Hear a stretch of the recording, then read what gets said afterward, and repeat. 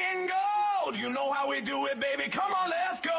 This is the voices of the black and gold. You know how we do it, baby. Come on, let's go. This is the voices of the black and gold. You know how we do it, baby. Come on, let's go. This is the voices of the black and gold. You know how we do it, baby. Come on, let's go. This is the voices of the black and gold. You know how we do it, baby. Come on, let's go.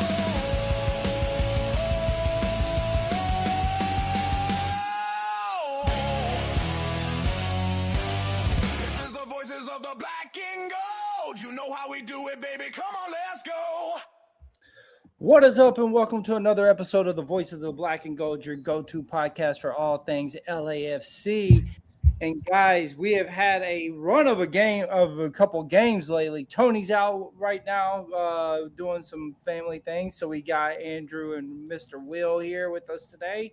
And fellas, I mean, we had a banger of a CCC game last week. We had the Timbers game over the weekend, and then yesterday we ended it with us moving forward to the next round. Looks like I'm watching right now. Toluca is ahead of Carson. There's a great chance we're going to go up against Toluca come the next round for the CCC. Will be a hard-hitting game, and we're going to miss one of our big talents in Bouanga. We're going to talk a little bit about that reffing. I thought it was probably some of the worst reffing I've ever seen in a match, not just for LAFC, but also for Cruz Azul. It just literally handcuffed these guys and didn't let them play the game that we all really wanted to see. But we got a lot to break down. Andrew, Will, thank you guys both for being here.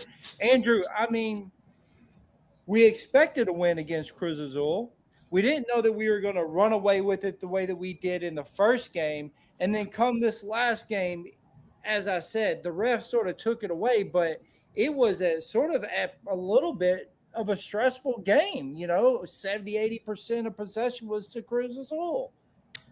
Yeah, it was definitely a stressful game. Those last 25 minutes were our typical LAFC moments from the last few years, where you just kind of were like, can we hold it together long enough? Can we be disciplined long enough? And I was happy with the way the results came out in Mexico, all things considered, and the ref considered as well.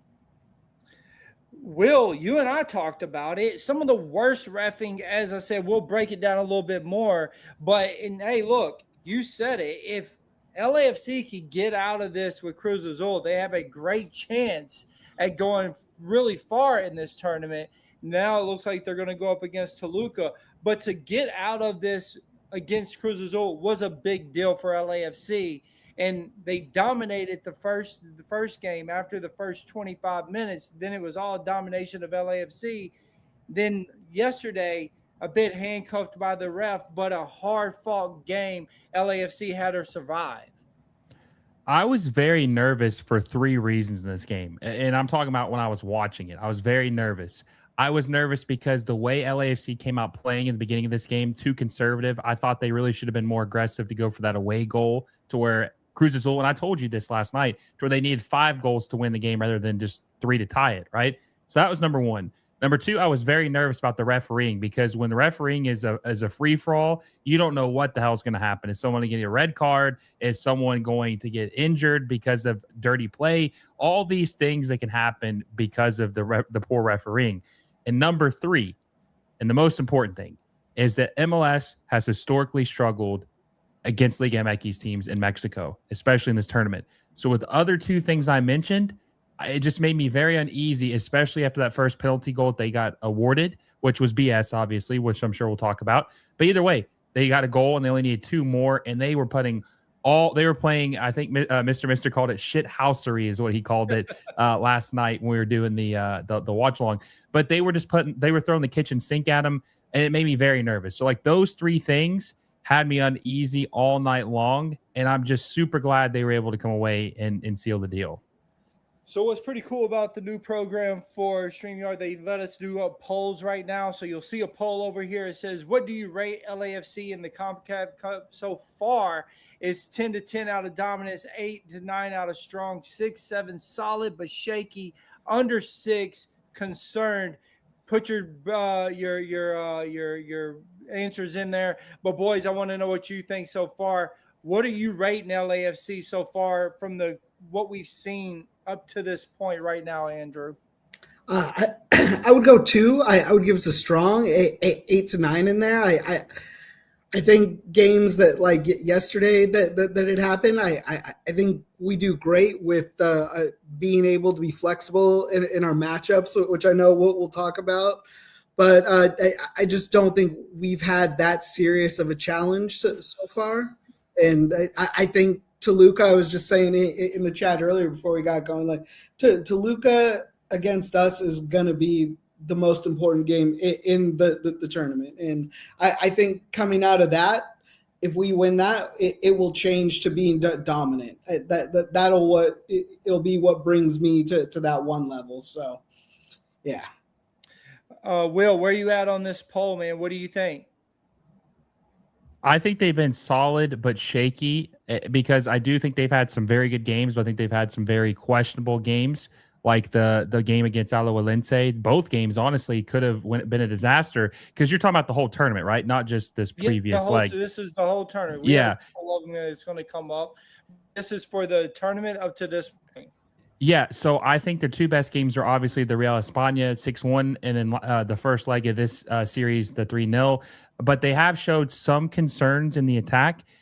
But so that's why I think it's been solid, but they've also not been perfect, or they've shown some flaws. And, I think Andrew mentioned Toluca. You mentioned Toluca. That's going to be the telltale sign, like what they are made of. That's going to be a tough series, regardless of what happens. And it's not going to be any easier because Denis is going to miss the first leg, which sucks. And hopefully they tried to overturn that because I think that's bullshit, honestly. But because he was just defending himself, he was getting mauled yesterday. So I think it's been strong but shaky, but that doesn't mean they can't win it, which we'll talk about later. But I think it's been strong but shaky. So that is going to be my next poll question. Do you think the LAFC win the CONCACAF tournament? I'm going to start that poll right now. But this is what I want to know, guys, because LAFC, as Will just said, I mean, look, we had a great game, but it was honestly the ref took it away from the teams the first 35 minutes of the second game. And I want to be honest about it. Now, it wasn't just against LAFC. It was against Cruz Azul. Cruz Azul had 6 yellows within the first 15 minutes. LAFC had 3 in the first half. And then after the first half, there was no more yellows. It was like maybe 2 the whole second half. And that's pretty much bullshit because exactly what Will talked about. Bouanga gets a yellow card, which he is now going to be out, Andrew. Okay. However, it was just him running and confronting the guy that had just kicked him. But then in the second half, he literally gets completely mauled, dude. I mean, this foul could have been horrific for Denis. He could have actually ended out of the game. He could be out for the season damn near, but he's resilient. He's strong. And yet there was no yellow. The ref even at one point forgot to give the guy that kicked him a yellow because the other guy pulled his arm, and he gave the guy that pulled his arm a yellow instead of the guy that kicked him. This was mind-blowing to me. I am not a fan of how refs take over a game like that, Andrew, at all. No, it was awful refereeing. He is someone that has refereed a lot of USA matches, and I can't think of a single one where he was good at it. He's a referee that thinks he's going to dictate how the game goes, and it rarely benefits the team or the product that the fans are watching. I think it's awful decision-making on his part. when we get upset about refs, it's because they're all the way like throwing cards out for people, or they're just letting everything go. Like this was up and down, up and down. There's zero consistency. At least as a referee, display some consistency in what you do. Like it doesn't shock me to see how bad Bartone was last night, and I think for those that are new to watching games within this continent, it's a sad fact that you got to get used to seeing this guy referee important games that are, international. And hey, he's going to be a World Cup ref also, Andrew. Yeah. Like it got mentioned yesterday, he's going to be a World Cup ref, and then on the penalty he gets, and I'm coming to you on this too, Will. He gets called back for the VAR. Hey, look, go and check this for PK because it was a bullcrap call against Palencia, and I know you have a lot to talk about him with, but it was a bullcrap call, man. Yeah, it was. It was terrible. This guy just folded. No one just folds like a damn chair that you're taking to the beach. He just literally held his butt and folded over, and they called it. He called it a card, and then he goes and looks at it, and because he didn't want to lose the game that he's already lost anyway, he just gives him the PK, which really upset me a lot. You know what I mean? And we will talk about the savior that he is, Hugo Lloris. But I mean, this game could have got out of hand, and that could have been one of the reasons why. Yeah, I mean, the way that Fernandez was backing into Palencia, I mean, he looked like he was boxing him out for a damn rebound, right? I mean, playing the wrong sport. But yeah, no, that was crazy. I don't know how they looked at that and didn't think that should be overturned. But you know what? Honestly, guys, that was very frustrating. But I think the most frustrating missed call yesterday was when Denis got fouled, and then another player came in to confront the referee and got in his face, and then he got a yellow. And it's like the referee completely forgot to give the guy who fouled Denis, which should have been his second yellow, and would have sent him out of the game, which that would have changed things too. I mean, how the hell do you miss that call? I mean, he clearly that was 100% a yellow card, and he just completely forgot to give it to the guy. To be fair, there should have been 2 reds in Cruz Azul yesterday. Yeah. Yes, and there wasn't, and that's definitely disappointing. And look, we're complaining and crying over apples and oranges right now, but we are moving on. It's just the point. There's no way that Denis should be sitting out this first half, especially against a team that you guys are talking about is so dangerous and probably going to be the hardest team that LAFC is going to face. But I guess what is in their favor, Andrew, and I want to talk to you about how you feel about this, is at least the first game is at home. And if Denis is going to miss a game, we'd rather it be the game at home as opposed to him on the road and us chasing a game. I actually have an unpopular opinion about this Bouanga yoga, and I actually think it's a good thing that it happened when it did. I hope it rescinded. It wasn't deserved, but that man will never take a game off. That guy will not want to come off the field. I know these cards reset going into the finals, but looking at the grand scheme of things for the year, like Denis gets a game off. It works out in our favor that it most likely will be us at home. I think that's ideal. I think as Soccer USA mentioned, we could potentially see Sonny in the left wing in that role. We could see that. We could see Schaffelberg slide in and provide crosses for Son and Martinez. I think there's a lot of good opportunities that could present themselves right now. At home, yes, I think it's as good as a scenario as it could have been. If we have to miss him playing in Mexico in that motor, it's not great. It's not ideal, but I do hope it gets rescinded. That there was no need for that. And yeah, I mean, Will, you brought it up. We hope that it gets rescinded, and I think they should appeal it. But if there is a game that he's going to miss, it's better that it is at BMO Stadium with the 32-52 and the crowd behind them, as opposed to on the road in at Toluca. You know what I mean?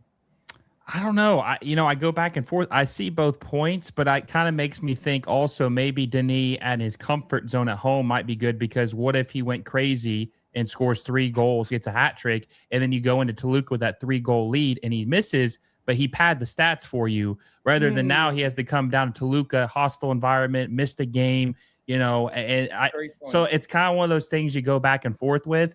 I mean, I could see a point for either one. I tend to think, well, hopefully he just gets it rescinded and they don't have to miss any games. Yeah. But I honestly think Denis has struggled. He's struggled a little bit this year in general, but I feel like he's had some good performances at home. I think that's probably where, I'm misremembering, but I think he's had his better performances at home. So I think it would be better for him to play that home game, just because that's where he's been his best, and hope to God he contributes and gets a goal or two. I didn't think about it like that, to be fair. I sort of was on the but that's a great point. If you can go in as they did against Cruz Azul with 3 points up, and look, the game happened the way it happened, but once they only had 1 point, you knew you still had a little bit of a cushion, and so maybe that cushion would be good going into the next match. But then again, for me, I was just thinking, well, you got to have your clutch player there if you were to be down, because we have had people coming in and Schaffelberg and Boyd and stuff. And Andrew, the person that was really so much about Schaffelberg, I am a believer now. I am an absolute believer. I like his crosses. I like his hustle. He is fast. And I watched his interview that he talks about the difference of when he plays on the left to the right. The left, he likes to pass more. The right, he likes to be a little bit more on the front. Like, I like a lot about him, and it does sort of make me excited to know that we're going to get to see him actually play a little bit more. No, it doesn't excite me that it's because Denis is out, but I want to see him be more integrated with actual Bouanga and Son, because I would like to see some of them quality crosses to those guys to see what we can create. Andrew. Yeah, I love the idea of Schaffelberg sliding in there and Boyd coming on. If he's able to put in a solid 60 minutes right now, we don't really know what his training is like, but just that dynamic, like it changed everything. It even helped Eddie Segura for a little bit. It helped having somebody like tracking back there and that's physical and has pace. It really helped a lot when he came onto the field. So I would prefer to see that instead of possibly moving people out of the positions that work within our system, but. We'll see how it goes. I just don't want Tillman, Delgado, and Tronier on the field at the same time. That's all I'm asking for. We're talking about them for sure. Schaffelberg, I mean, he's been great with what the small bit that we have seen with him with LAFC. He has actually been really good, dude. What do you take from it so far? I think he's about as perfect of a super sub as you could ask for. I think he's perfect. And I think that his pace, which he is very quick. I mean, I think he's the fastest player, maybe the fastest player of the Canadian national team. I think he was clocked as one of the fastest players in MLS the last couple of years. But I just think he gives you something different, dynamic. He's just really quick. He's a speed demon.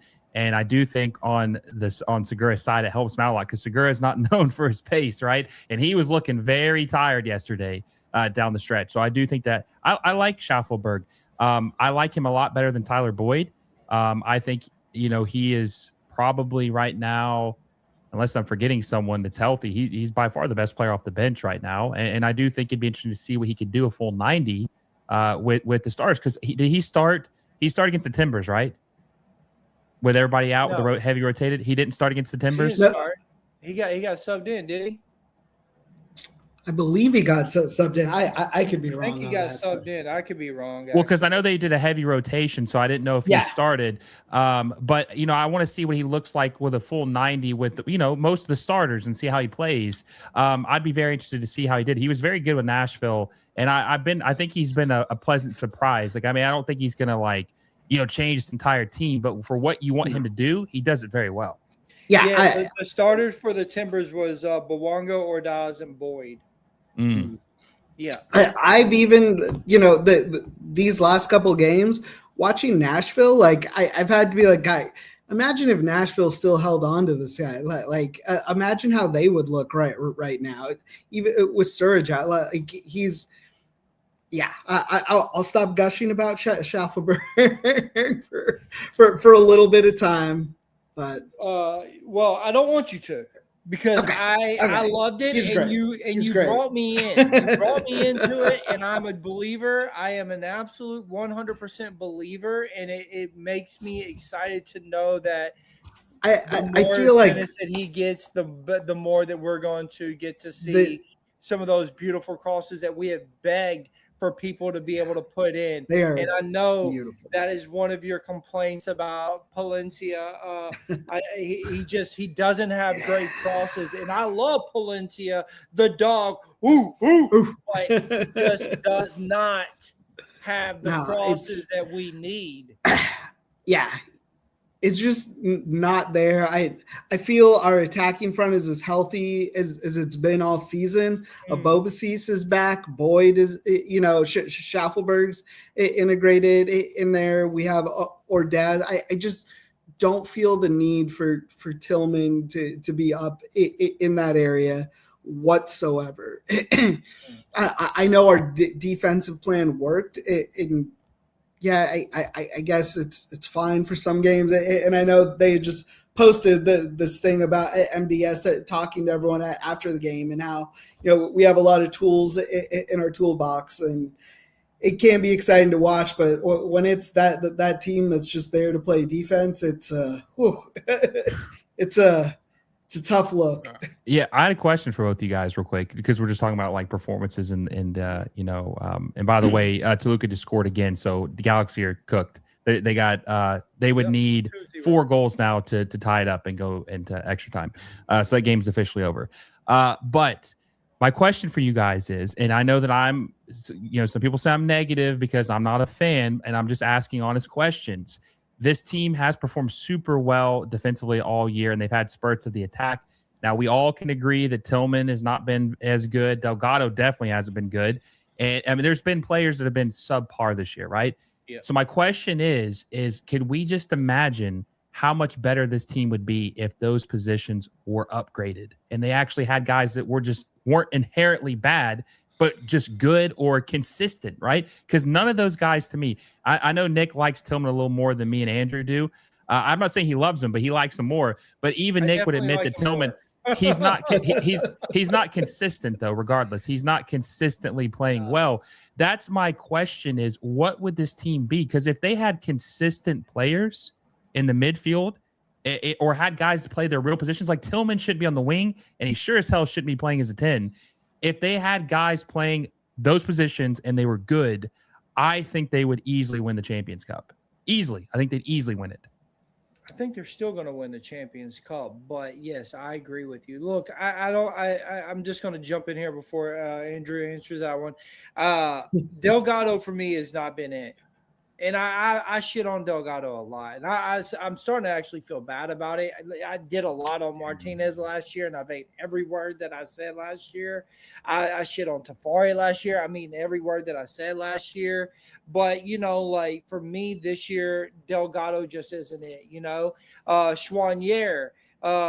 Andrew put Chouanier on my radar, and now I can't see but how soft he is. And I like some of the things he does, but he sort of plays scared.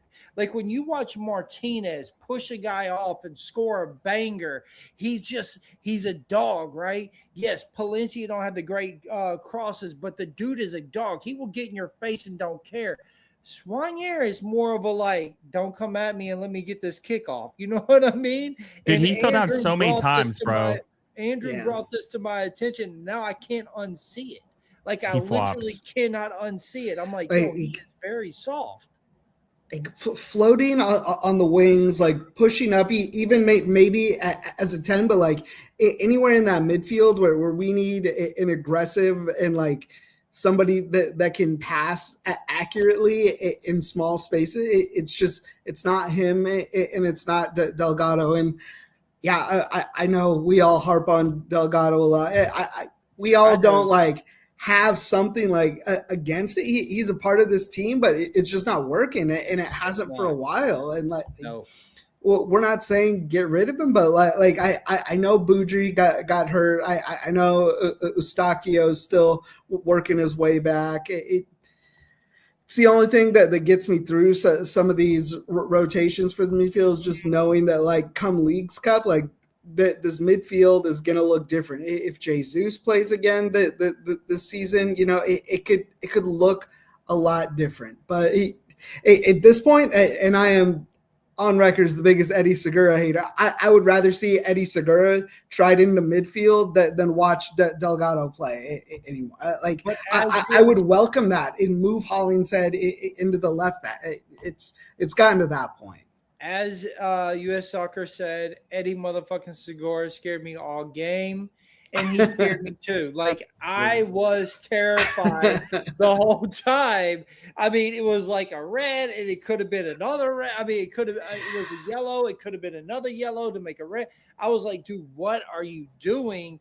And it's crazy because, as Tony likes to say, the Eddie motherfucking Segura has officially left the us hyping it up at the beginning of the year felt good, and now it is surpassed. It is no longer what it is, and he worries me. So to Will's point, yes, I would like to see an upgrade there. I'm not as hard on Tillman as a lot others are. Mr. said that he would like to see Judd Terry there instead of Tillman. I can understand that, but for me, I think Tillman does a lot of the extra work that the other guys won't, and that's just the honest to God's truth. Like he is the only, and I keep using this phrase, he is the only dog in the mid that will go up against someone. Chouanier runs from it. Delgado just falls to the ground. Neither one of them guys like to challenge, and frankly, Tillman will. Like, yes, some of them are reckless, but he will put his body out there for the midline where the other two they sort of push away from it, if I will. Does that make any sense, Will? Yeah, he does. But I just still think he's just so limited, right? I think in an ideal world, Tillman is just a guy. He's a depth player. Like he's a guy that he comes on. If you don't have anybody else that will, then what do? You know what I mean? Like I think Eustachio is a dog. I mean, he's willing to do it. I think Eustachio's a dog. I think he would do it, and he's skilled. But when he's healthy, and so look, I would like to see a combination of some sort at some point of Eustachio, Terry, and Boudry play in the midfield. I'd like to see something crazy like that to see what happened, man. Just we to all see. Would. Yeah, but they have to be healthy. You were talking about two players that aren't healthy right now. You know what I mean? No, 100%. So that's what worries me, because the spine of your team, the midfield, it just really help. I mean, it's the most important for defense and attack. They play both the whole game. So, and by the way, the Galaxy just got scored on again, so now they're down 7-2 on aggregate. They've given up 3 goals tonight. It's over. But so I really like this team. You know what the best thing is, and I know we haven't talked about yet, but the defense is so fucking good. Like the defense is spectacular.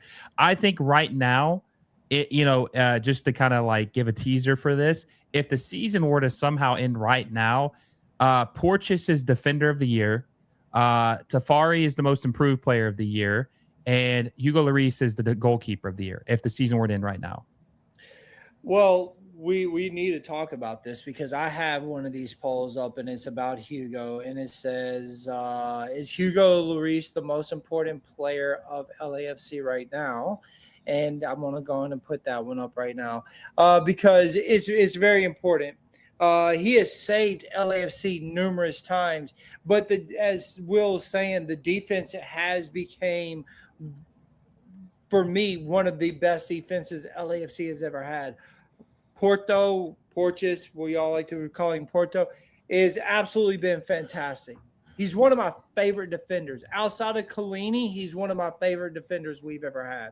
He barks at everybody, dude. Like if you fall off of your line and you aren't paying attention, he is complaining and yelling at you. I don't know how many times I've seen him yell at Schwanier yesterday.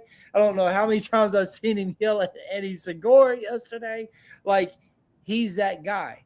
Tafari, I agree 100%. He is the most improved.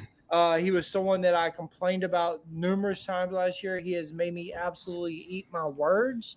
And I've always liked Palencia. So only person I am worried about is Eddie Segura. And I wonder how all this is going to look when we have Longback because he was finally on the bench yesterday. So what do you think about that, Andrew?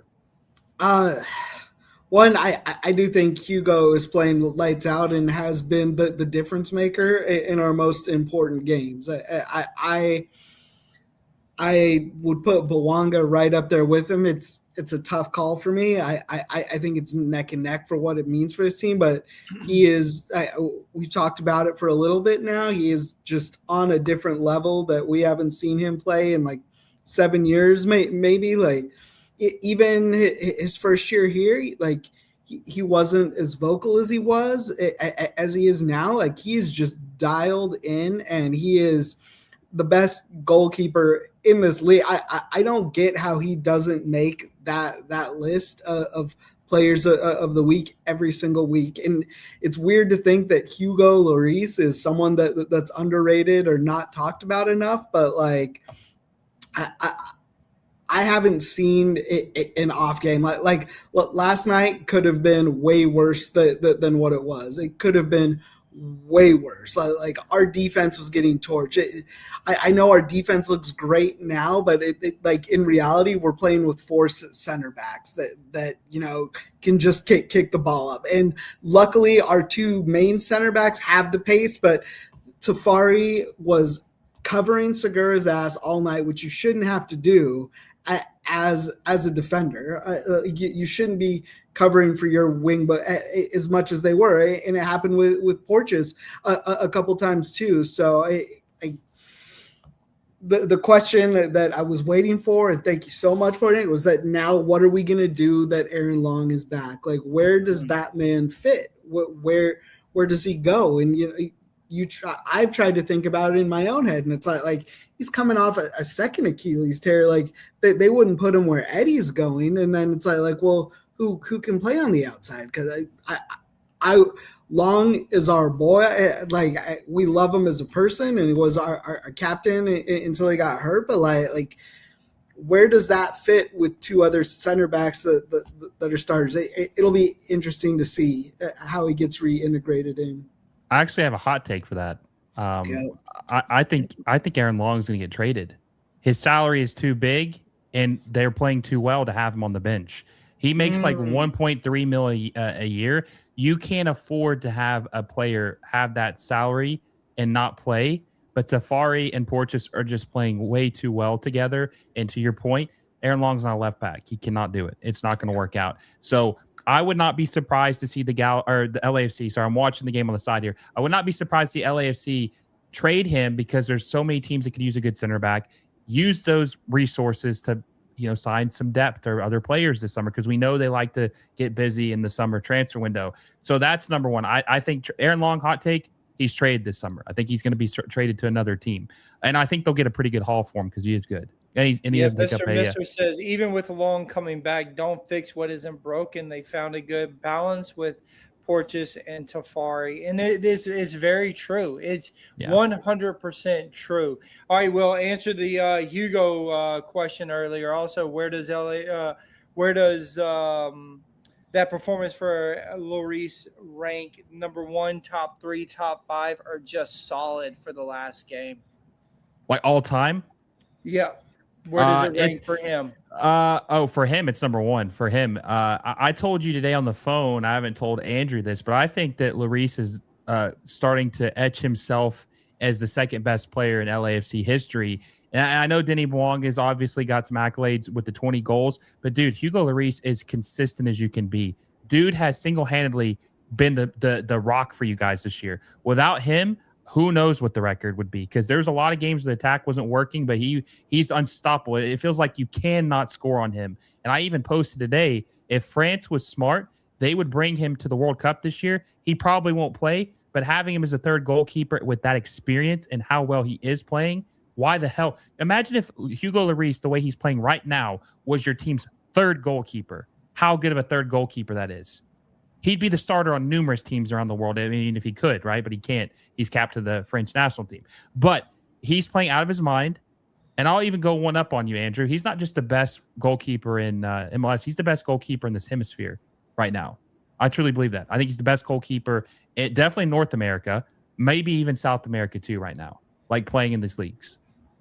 I thought it was so awesome. I don't know if y'all watched the in the locker room with Mark talking to the people as he comes in. They're all hitting the lockers. They're chanting for Hugo. They're chanting for Hugo.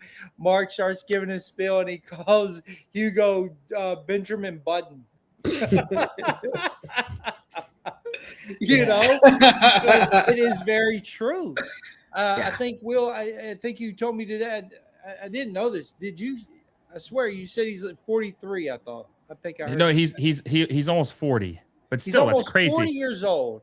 People have now written him off numerous times. For some reason, he gets a lot of hate, but yet he does the stuff that he does. Us here at LAFC, we absolutely love this guy, and I do believe he is the best goalkeeper we've ever had. I think Maxime gave us a gift when he sacrificed his body the way that he did, no question. But when it comes to leadership, without a doubt, he is by far LAFC's best goalkeeper that they've ever had. And I love everything about it. I loved what I seen from him yesterday. I love what I seen from him last Tuesday. He's just a pure leader. And to Andrew's point, you know, like he didn't talk a lot at the beginning, but he earned his way through and said, okay, now this is where I've got to step up and show why I was the captain of the French team and why I had all these accolades. And now I need to have my voice being heard, you know, and he's not a person that's just going to go in and push his way, but he's earned it. And he expects now them to listen and earn their spot. Now, that's what I think is great about Hugo. What he has done with the Tafari and Porteous and Palencia and Segura to make them one of the best defenses in MLS is beautiful. You know, yes, we got scored on last Saturday. I'm sorry. I made a little tweet talking about it was our C team, but the reality of it is we had 8 players that hadn't even touched the pitch. 2 of those 8 were from LAFC 2. So I had a lot of people come at me and talk what bad, but it is what it is, dude. Like, that's where we let in a goal. You understand? It isn't from the people that we normally have out there. It isn't from the starting team that we've been putting. And Hugo wasn't even on that field. So I just I think you know, our streak got killed, but it wouldn't have got killed if it was Hugo out there. And I really respect what he's done this year. And I am a huge Hugo fan. And I am in a lot of gratitude for what he's done for us this season. Yeah, he is like even the commentators last night were saying one of the last couple shots. I mean, it looked like it should have gone in, and like he just knows where to be. He's already in a position, but before that ball's left someone's foot, and he's in the right position. It's just it's a whole nother level for him right now. It's amazing to watch. We're lucky to have him. It's another best case scenario where Mr. Mystery even said getting his confidence back from where he was and what he was doing to see what he's doing now. Like it's unreal, without a doubt, our best goalkeeper ever. And even when we signed him, it should have like been known even then how great it was. As far as the Portland game, looking around at all the other games that are happening, like we got San Jose this Sunday, like we had some important games. I'm okay with what happened on Saturday. There's games to have a team that's competitive for trophies that teams don't even qualify for certain tournaments. Like there's sacrifice that had to be made. We almost got away with a tie. We almost got out of there with a tie, which would have been great, but to leave Portland, with just losing by one goal with it was our C team. I don't care whose feelings it hurts. Like sorry, it like pissed them off, bro. They might be hard. You should be mad at us because it's letting Neville stay there another week. Like you should be upset. Like Portland fans should be mad at us for that happening. You guys get to keep that dysfunction another week because you beat our backups. Like it had to happen for our season. It had to happen for us to advance to these semis. With a properly rotated squad. I think it was good to see that the kids play. I always take it an unpopular opinion with the let the kids play crowd. It's just like kids playing are never good with competitive teams. Like it's cool to get them out there and stretch it. They show a lot of promise, but they have so much to build up physically and mentally. It's cool to get these rotated games in, but I don't think that there's going to be a huge like youth superstar that'll ever be in the MLS long enough to get consistent minutes if they ever are that good. I love Jude Terry. Don't get me wrong, but let's keep let's keep a healthy rotation. It was great to see him. That goal, it got goal of the week too for MLS. They had posted it this on their social media, so it was a banger too. It was a banger, and he knew it. But we move on from this week with that loss and that tie for me, and I'm totally okay with how the week played out. Rotations have to happen, Will. Like it has to happen. And especially when you're chasing such a big tournament right now. We knew that at some point, Sonny didn't even travel, Will. We knew at some point that these type of rotations were going to happen. And there's certain games that you just got to say, well, it is what it is. If we can walk away with 1 point, we're going to be happy. And to Andrew's point, we really just got unlucky at that last little minute. We almost walked away with that 1 point, and that honestly would have been a win for LAFC. Yeah, I'm thinking too about another player who you didn't say in the starting 11 for the heavily rotated squad was Jeremy Ebobisse. I think he's healthy now, so maybe he's another guy that might get moved because it seems like he's just out of favor. Like I mean, when's the last time he played? He didn't even play in the Portland game, I don't think. At least he didn't. No. That's a prime game he should have started, you would think, and then have Ordaz on the wing if you had to. But so that's another player that I think they might move off of. Maybe he's not DeSantis' plans. But yeah, you have to. The Cruz Azul second leg was way more important than this regular season game. Obviously, they would have liked to get a point. They would have liked to get a win. But at the end of the day, sacrificing the point in the clean sheet streak to advance the Champions Cup is way more important. I think most fans would lose 5 games in the regular season if it meant you win Champions Cup. It's way more important. It's the most important trophy you can get in the entire region. It's not even close. Okay, so with that said, we do have a big game against San Jose. They're playing pretty good right now, but we then turn around to play Toluca, right? Because now we know for sure that that's who our next opponent is going to be. To Will's point, it feels like it has to be another rotated game, right? Like this is a game that you need your guys to be rested for because, as y'all were saying, this is such a big game. Bouanga will play it because he's not going to play that game. But do you still let Sonny play? Do you let, Porteous and Tafari play? Do you let Hugo have a rest, Andrew? No, I believe San Jose is ahead of us in the standings now. After that Portland game, I don't think that this is a game that you rest. And I think we take a week off of CCC because we play Colorado next Wednesday as well. So I'm not sure when that Toluca game happens, but so Sunday we play San Jose. Wednesday we play Colorado. I'm okay with rotating against Colorado. I think that this game on Sunday, I think you need your full squad out there. I would love to see. I think this game means more than on the 28th. We played Toluca on the 28th. My bad. I thought we played them on the 19th. It's 2 weeks. I thought we played them next Tuesday. Yeah. So you're right, Andrew. This San Jose game, I want us to attack and I want us to score goals, but that San Jose offense is just full throttle right now, and I fear that MDS might go that defensive route for us the Sunday. I don't want to see it, but we'll see how it plays out.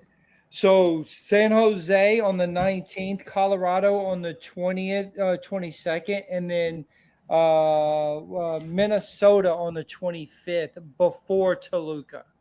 So Minnesota might be the game that we do the little rotation, not really care too much, really have to bring our game for the San Jose game. Show up for the Colorado game also to try to get at least back in the top 2, and then Minnesota, a heavily rotated squad. I'd take that. Yeah. Will, what do you feel about that, man? Yeah, I mean, I think, like I said a minute ago, like whatever you guys can do to maximize the Toluca series, you do. I mean, if you got to play the damn D team, you got to bring some LAFC 2 guys in to play a game. Who cares? Like whatever it takes. Say what? No, I'm talking about against Portland too. Yeah, well, do the whole entire starting 11 if you have to, because that's the most important thing. I mean, really, if you guys win that trophy, like you guys are going to be on cloud 9. Like nothing else even really matters. I mean, you definitely want to win more trophies, but like, so whatever it takes. Hell, if you got to rotate 2 games, do it. If you want to give the guys a week off, you said the game Wednesday. Think that one of the games was rescheduled. Did you say it was rescheduled? Because I think they said because Concacaf they rescheduled a game. Yeah, it was. I believe it's May 6th or May 4th. It was going to be the game away for against NYFC. Okay, because the second leg will be that week, right? Yeah. Okay. Yeah. Okay. So they rescheduled that. Yeah. I just think they should, even if they want to give the guys a break this weekend or their next match against Colorado, whenever that is. I think you said they don't play this weekend, or they play San Jose. Yeah. If you want to give them, and they said Wednesday they played Colorado. If you want to give them a break against San Jose, yes, San Jose will probably make you pay because they're really good right now, very, very good. But guys, the Champions Cup is all that matters right now. That's it. But San Jose, we have to win, right? And we have 2 games after that, right? 19th is San Jose, 22nd is Colorado, 25th is Minnesota. So you focus on the San Jose game, you win that game, and then if you want to do a little, to your point, Will, 1 or 2 game rest, then you do that for Colorado and Minnesota. But you need to show up for this San Jose game because they're playing some really good ball right now, and they are sitting ahead of us right now. They're sitting ahead in the standings. They have 18 points. We're sitting at 16 points. Vancouver also has 18 points. So it's important for us to get that win to get back in the top or the top 2, depending on what happens with Vancouver. So would you rather finish first in the Western Conference or win Champions Cup? I'd rather win the Champions Cup, but I still want to stay. I still want to stay relevant. You understand what I'm saying? No, I get you. I understand, but I'm just saying, like, maybe they'll have to make some tough decisions. Maybe they're going to have to. I don't want to say throw away games, but not give themselves the best chance to win it as they could because they're looking to win this game. You know what I was just thinking about real quick? I have to mention this. Guys, if they do make it to the final, they will have made it 3 times to the final in 6 years. 3 times. That's crazy. And all different head coaches. No other MLS team, I think, has ever played in 3 finals in the Champions Cup. And they would have done it in 6 years with 3 different coaches. And you know what's the famous saying? 3rd time's the charm. So maybe they'll get it this time. Well, you're bringing it today. You're giving me hype. I'm ready to lift that trophy, son. I'm ready to lift that trophy. Well, you know what's crazy is I thought they were going to win it in 2020 when they was it the. Okay, I'm going back to the memory. Let's don't bring up old stones. I don't want to talk about that. Okay? No, I was just saying. I was just saying. I thought was it Tigres they came back on? Who was the one game where they were down? They came back and they won. Was it Leon? There was a game where they were down like 3-0 on aggregate. In the second game, they killed them. Like they beat the hell out of them. That was against Leon that we came back and won. And then Leon is the one beat you guys in 23, correct? Yeah. Yeah. Well, listen. I'll say this too. If you guys beat Toluca, you're winning it all. That's all I'll say. Eddie motherfucking Segura was. He was. All 3. Yeah, he was. That's maybe they'll need to release him before the game. Still a long season, but San Jose game is a must win. People want to win that game, even with 3 games before the CCC. I see your point, Will. But I can see his too. You know, you have 3 games in between before you go there. I mean, can you really rest 3 games before you go to the CCC? Such a big game. I don't quite know, but I know that we want to stay relevant, right?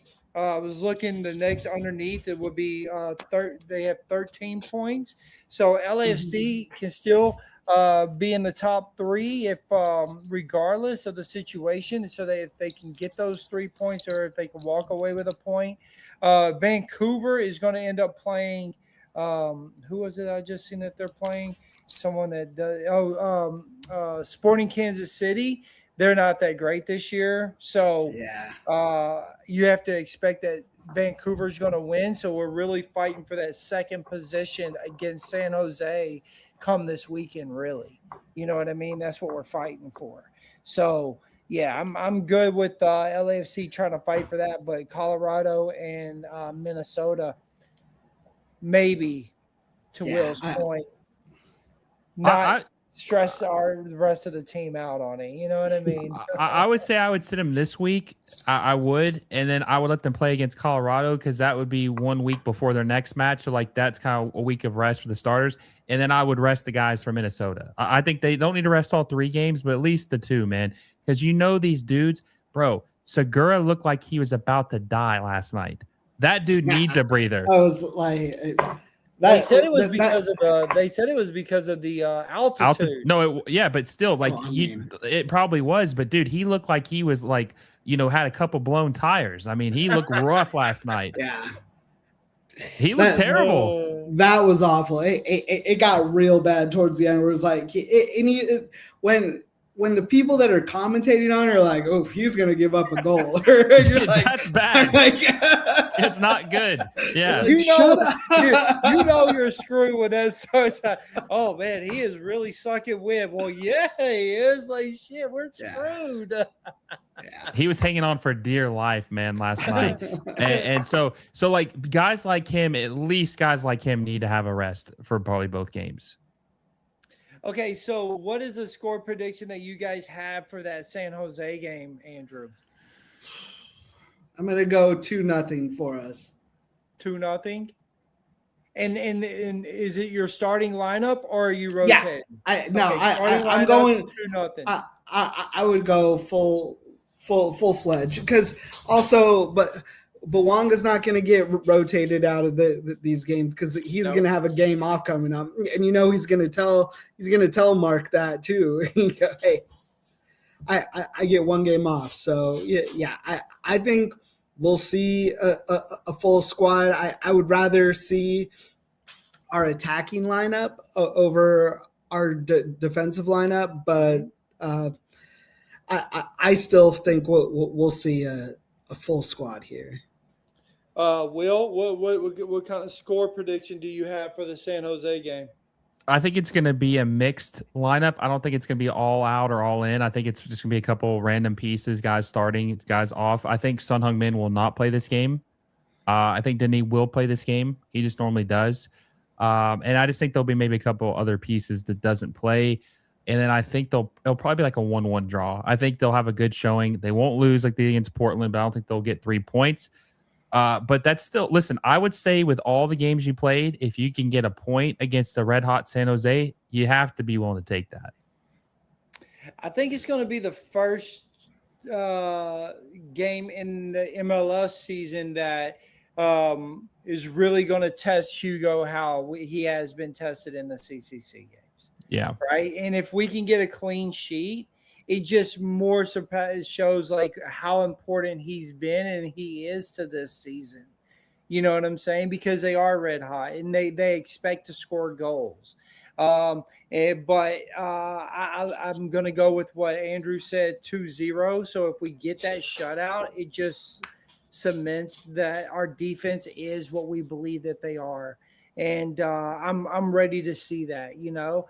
Now, if we walk away with 1 point as Soccer USA and Mr. Mister are 1-1, Mr. Mister says full strength 2-0, rotated squad 1-1. Soccer USA says 1-1. If it does end in a 1-1, I'm also happy because we still get a point against a very top team.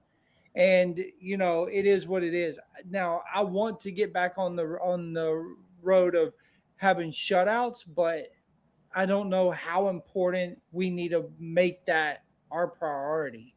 You know, it's just something fun to say and fun to watch over for Hugo. You know what I mean? Because it just is showing how great he's been in the defense.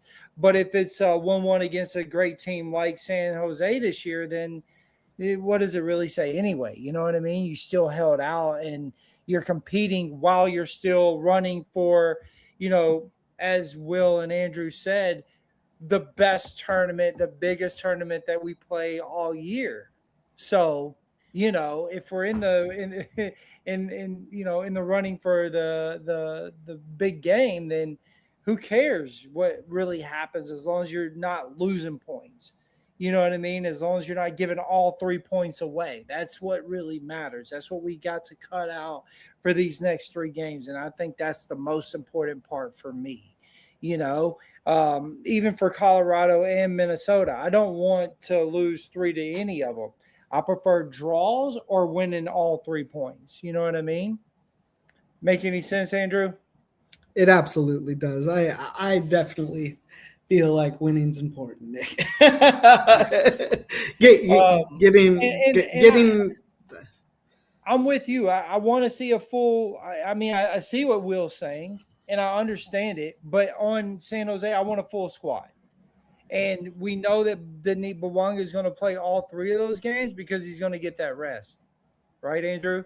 You know, absolutely. Like he's going to get that one rest, and he's like, yo, I can't be rested that much. Now, I would be sad to not see Sonny play against San Jose, but I don't think I would feel a certain way if he didn't play against Colorado or Minnesota, one of those 2 games. Like, I'm okay with him resting. And honestly, it's probably going to be him resting Colorado and then play 65 minutes against Minnesota to get the rest for the big game coming up.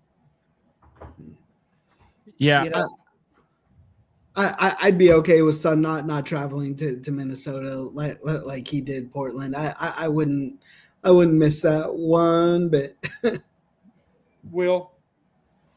Yeah, and you know, I do see your guys' perspective, you know, because you guys are fans and, you know, you want to see your team win no matter what, even if it's, and also too, like you want to see your starters play because when your starters aren't playing, it's kind of like you're almost like, does this game matter? Like that's kind of the sentiment you get. I mean, I know it does, but you know what I'm saying? Like if you're playing a heavy rotated squad, it's almost like the coach is even saying, yeah, you know, I mean, we want to win, but like if we don't, you know, it is what it is. So I understand why that's important. Plus, you want to have momentum. And what was it last year, Nick? You know, it came down to the wire.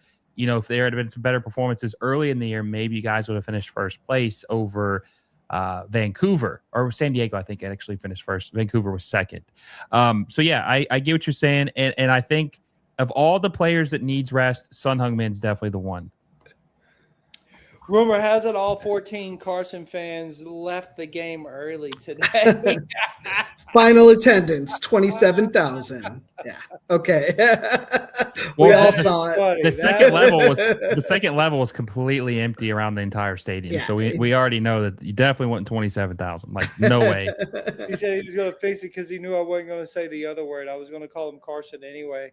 Guys, I appreciate y'all being here with us. You could have been anywhere for this hour. You chose to be here with us on a Wednesday.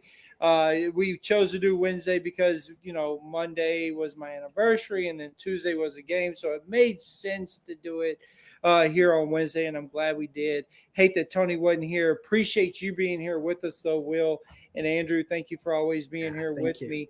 And guys, thank y'all for being here with us for this full hour. We really appreciate it. Anything that I missed that we didn't talk about, Andrew? No, I think we covered. I think we covered a good amount. Just let's keep playing Schaffelberg, and hopefully Stacchio comes back, and let's make some magic for that final. Yes, sir. Will, anything that I missed that we didn't talk about that I should have? No, you hit it on the head. Everything. All Wide right, and far. Will, make sure y'all go and check out Will's. He's been doing watch-alongs. I go on there for the halftime when it's LAFC. They're really fun. He does a great job. Make sure y'all go and check that out. Make sure you're up on Andrew's X account. He's always doing some fun stuff on there. And guys, we appreciate y'all being here and joining us for this Voices of the Black and Gold on a Wednesday. Thank y'all so much. Hope y'all have a great rest of your night. LA is black and gold, baby. Let's go. Yeah, yeah.